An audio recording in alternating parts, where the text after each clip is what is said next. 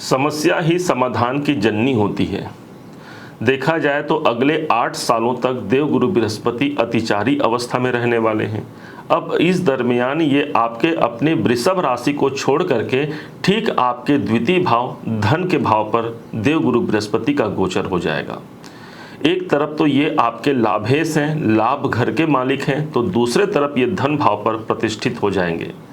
देखा जाए तो एक बहुत शुभ संयोग होगा जहाँ पर बड़े लाभ के अवसर भी हमको मिलते हैं। परंतु एक घर को क्रॉस करने में देवगुरु बृहस्पति को लगभग 12 से 13 महीने का समय लगता है, लेकिन ये एक ऐसा गोचर होगा जिसमें मात्र 4 से 5 महीने में ये एक घर को क्रॉस कर जाएंगे।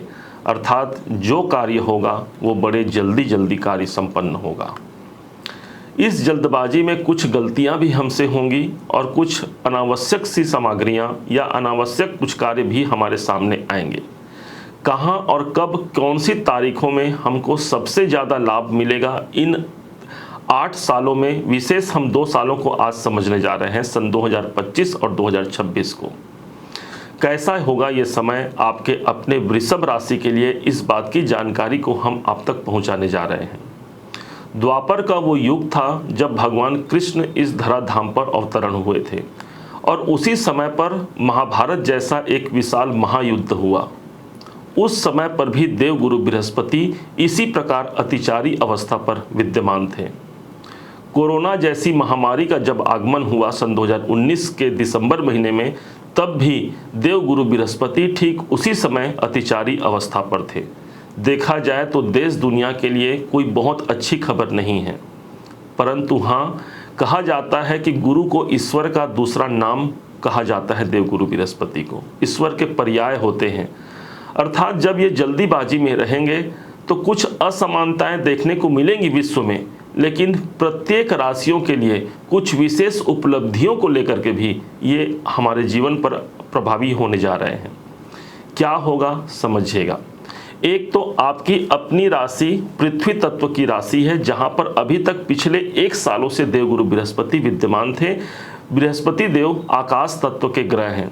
पृथ्वी और आकाश का कहीं से कोई मिलन नहीं है।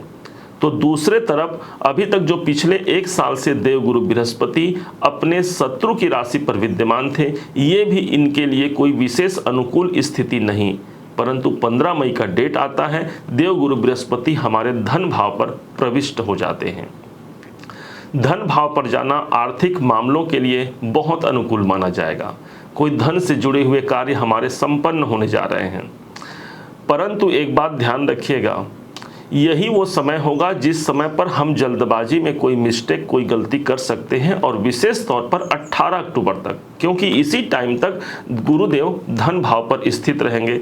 कोई दो मत की राय नहीं है कि इस समय पर हमको बड़े अर्थ लाभ की संभावना सबसे ज़्यादा मजबूत होती है। हमारा कौटुंबिक वातावरण किसी कारण से यदि परेशान है हम अपने कौटुंबिक जनों से, या वहाँ कोई असमानताएं बनी हुई हैं, तो वहाँ पर एक समानताओं का अवसर हमको प्राप्त होता है। आपका यदि स्पीच से जुड़ा हुआ कार्य है, आप कम्युनिकेशन से जुड़े हुए कार्य में संलग्न हैं, तो ये देवगुरु बृहस्पति आपका समर्थन करते हैं। यही नहीं, इनकी दृष्टि पड़ती है 6ठे घर पर, जो कि आपके नौकरी, आपके जॉब का स्थान है। इसलिए नौकरी के लिए सबसे ज़्यादा महत्वपूर्ण माना जाएगा। माना जाता है कि देवगुरु बृहस्पति की दृष्टि गंगा जल के समान पवित्रता रखती है, और वही पवित्रता हमारे जीवन में हमारे कर्म क्षेत्र अर्थात हमारे नौकरी के घर पर सर्वाधिक रूप से देखने को मिलेगा। अब समझिएगा, इनके पास एक दृष्टि और है, और वो है इनकी 9वीं दृष्टि, जो इन 4 से 5 महीने में सबसे ज़्यादा प्रभावी होगी। 7वीं दृष्टि, 8वीं और 9वीं, और ये पड़ रहा है आपके कैरियर के घर पर। तो कैरियर में उन्नति का आना, मान सम्मान की वृद्धि कराना और सौभाग्य की जागृति कराना ही गुरु का दूसरा नाम है, और गुरु ये काम हमारे लिए अर्थात वृषभ राशि के लिए सर्वाधिक महत्वपूर्ण स्थिति पर करने जा रहे हैं। अब बात आती है कि जैसे ही 5 महीने का समय व्यतीत होता है, इसके बाद यही देवगुरु बृहस्पति अब 18 अक्टूबर को ही छोड़ जा रहे हैं अपने घर को, अर्थात द्वितीय भाव को छोड़ करके अब ये पहुंच जाएंगे तृतीय भाव पर। तृतीय भाव जहां पर 4 नंबर की राशि लिखी हुई है, यहां पर ये हो जाते हैं उच्च के। होना तो चाहिए बहुत अनुकूल स्थिति, और वास्तव में ये होगा भी, क्योंकि देवगुरु बृहस्पति तीसरे घर पर रहेंगे और मात्र 2 महीने का ये समय रहेगा 5 दिसंबर सन 2025 तक का, जिस समय पर हम ज़्यादा भाग्य उन्नति को प्राप्त कर पाते हैं, ज़्यादा समानताओं को प्राप्त कर पाते हैं। लेकिन जो पिछले 5 महीने का समय है उस दरमियान हमसे कुछ गलतियां हो सकती हैं, उस पर आपको सतर्क रहना है। जैसे कि कोई धन का लेन देन आपने किया और वहाँ कोई समानताएं न बन पाई, किसी से आपने कोई धन का एग्रीमेंट किया, वहाँ कोई डील फाइनल होने से पहले वहाँ पर रुकावटें आ गई। चूंकि द्वितीय भाव परिवर्तित रहेगा, हम सोच रहे हैं कि अपने फैमिली के लिए हम बहुत अच्छा कर रहे हैं, लेकिन वहाँ पर भी जल्दबाजी के कारण हमसे कोई मिस्टेक, कोई गलतियाँ भी हो सकती हैं। इसके लिए हमको सतर्क रहने की आवश्यकता रहेगी। द्वितीय भाव पर गुरुदेव रहेंगे, स्पीच से जुड़े हुए कार्य होंगे, लेकिन हमारी वाणी से ही कुछ ऐसे बातें निकल सकते हैं जो सामने वाले के दिल पर ठेस पहुँचा जाए। इसके लिए भी हमको सतर्क रहना है। इसके बाद जब वो उच्च के होंगे तब ये कंडीशन अनुकूल होगा। कारण इसका ये है कि भाग्य भाव पर इनकी दृष्टि आ रही है और एक दृष्टि आएगी ठीक सप्तम भाव पर, अर्थात जो व्यापारी वर्ग हैं उनके लिए अतिचारी अवस्था में भी जल्दी जल्दी उनके व्यापारिक कार्य संपन्न होंगे। नया डील होना, नया एग्रीमेंट होना, इस समय पर देवगुरु बृहस्पति हम तक पहुंचा जाते हैं। अब यहाँ से 7, 8, 9 जो 2 महीने का समय होगा बीच में, 18 अक्टूबर से लेकर के 5 दिसंबर का समय, उस समय पर बड़ा अर्थ लाभ भी हो सकता है, क्योंकि यहाँ से तीसरे घर से उनकी दृष्टि पड़ेगी 11वें घर पर, अर्थात बड़े इनकम का सोर्स हमको निकल करके सामने आता है। अब बड़े ध्यान से समझिएगा, अब प्रॉपर रूप से देवगुरु बृहस्पति पुनः फिर से उसी घर पे जा रहे हैं। डेट क्या होगा? ठीक 5 दिसंबर से लेकर के 6 जून तक ये पुनः फिर से मिथुन राशि पर प्रवेश कर जाएंगे। मतलब जहां को छोड़ करके वो आगे बढ़े हैं, वक्री अवस्था में रहेंगे, एक घर पुनः फिर से पीछे चले जाएंगे। अब जो कमी हमने किया, जो कुछ कमी रह गई थी पैसों को लेकर के, इनकम को लेकर के, फैमिली को लेकर के, कैरियर को लेकर के, उसका फिर से मैनेजमेंट करने के लिए, उसका सही ढंग से प्रबंधन करने के लिए देवगुरु बृहस्पति पुनः फिर से तीसरे घर द्वितीय भाव उपस्थित हो जाएंगे। अब यहाँ एक प्रॉपर रूप से एक प्रॉफिट देने वाला हमको समय होगा, कारण कि एक बार देवगुरु बृहस्पति उस घर पर रह चुके हैं, अब दोबारा फिर से प्रवेश करेंगे। तो यदि कुछ सुधार करना है तो ज़्यादा उनको परेशानी नहीं जाएगी, अर्थात इसका लाभ जातक को मिलेगा, अर्थात हमको मिलेगा। बड़े अर्थ लाभ दिलाने वाला, बड़े कंपटीशन से आपको विजय दिलाने वाला ये अतिचारी अवस्था का देवगुरु बृहस्पति आपको निकल करके आपके हाथों तक पहुँचा जाएगा।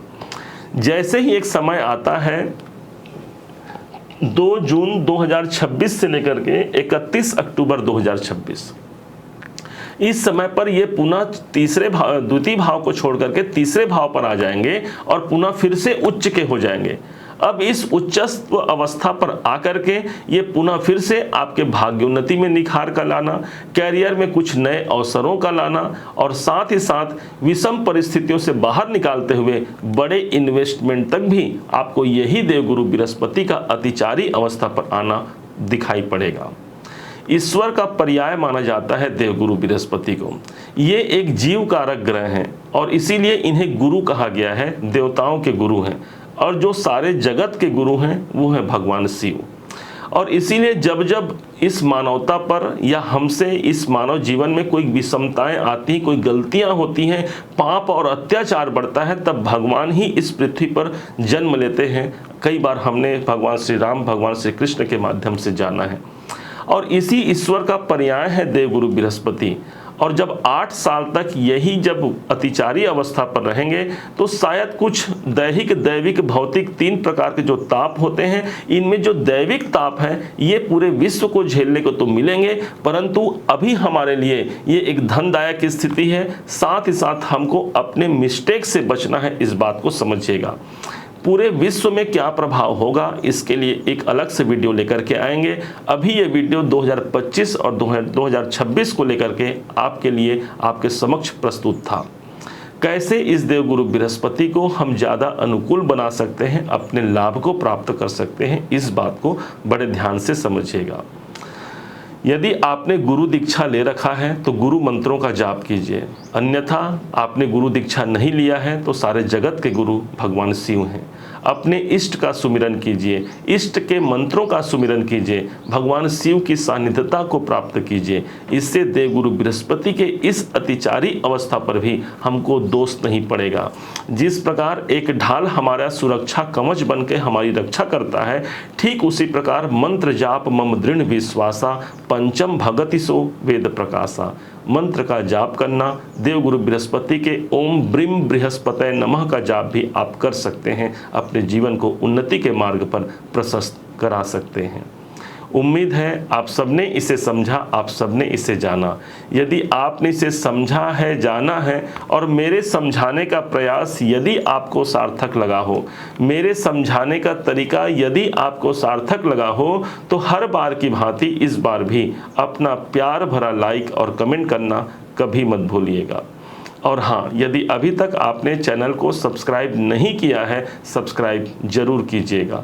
पुनः एक बार फिर आप सभी का दिवस बहुत मंगलमय हो, इन्हीं शुभकामनाओं के साथ। जय श्री राम।